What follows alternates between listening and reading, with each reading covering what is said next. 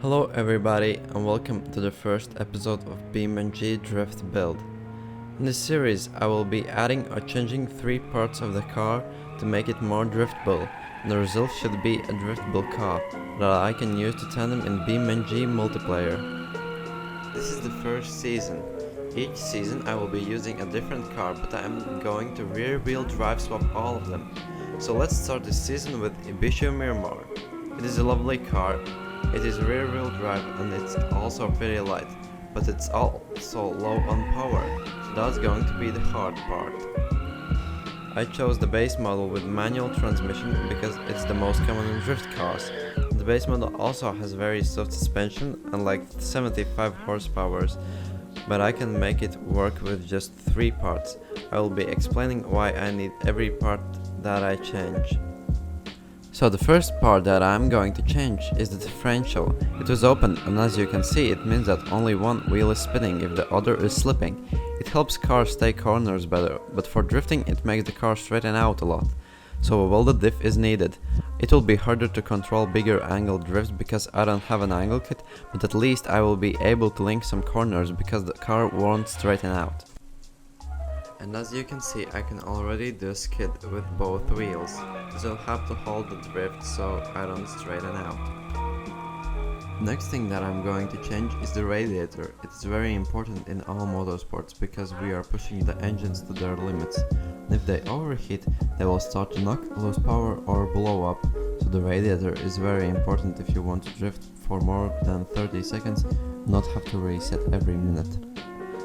I also added a quick ratio sport steering angle kit for more responsive steering, but then I realized it didn't change anything by much.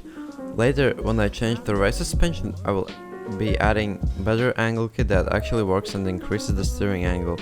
The sports one should be just fine for now, because the car doesn't have that much power to spin it out. I also changed the trim color to chrome because I think it looks better that way. Now the car is ready to drift.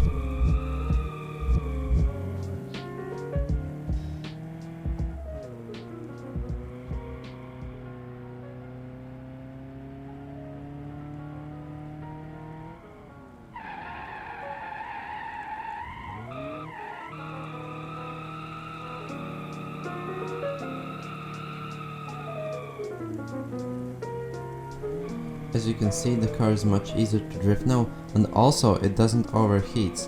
I could drift this all day. We'll go to some other tracks and see how it handles there. So now you can enjoy some drifting content.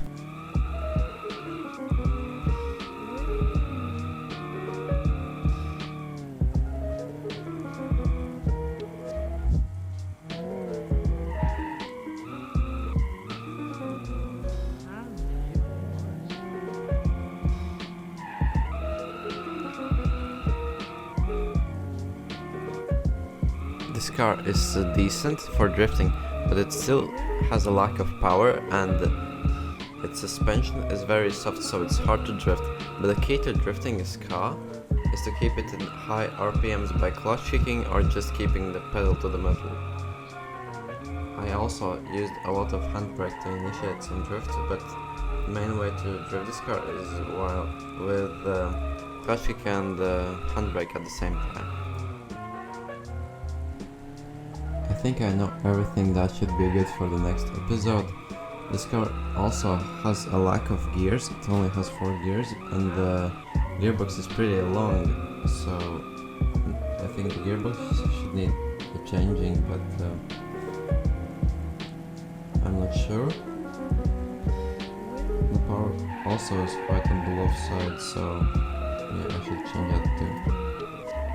At first I used a lot of handbrake to initiate, but then I realized that I need more of a swing initiation, so it kind of transfers the weight of the car and swings it into the corner so I don't lose as much speed. I can take the corner at a faster speed and a higher angle without that many corrections.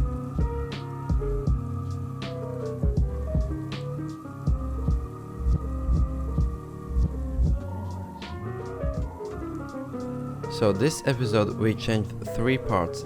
differential, radiator and steering angle kit. These things helped us drift even the Mayhem layout, and the car was super fun and easy to drift, though it could use some improving. Next episode I am going to be changing some different things and explaining about them. Also, the map is by AX53, you can find it in repository or in the link below. Hope you enjoyed and learned something new. See you next time. Bye.